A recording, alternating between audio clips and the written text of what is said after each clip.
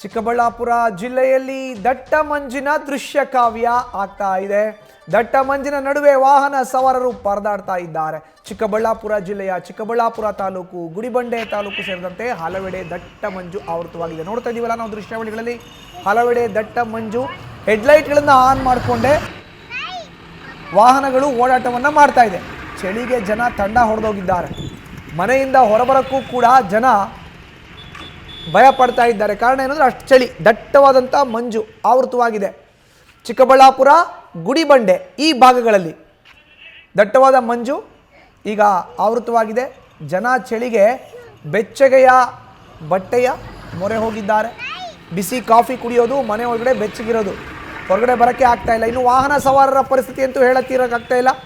ದಟ್ಟ ಮಂಜಿನ ಹಿನ್ನೆಲೆಯಲ್ಲಿ ಹೆಡ್ಲೈಟ್ಗಳನ್ನು ಆನ್ ಮಾಡಿಕೊಂಡೇ ವಾಹನವನ್ನು ಸಂಚಾರ ಮಾಡಬೇಕಾದಂಥ ಪರಿಸ್ಥಿತಿ ನಿರ್ಮಾಣ ಆಗಿದೆ.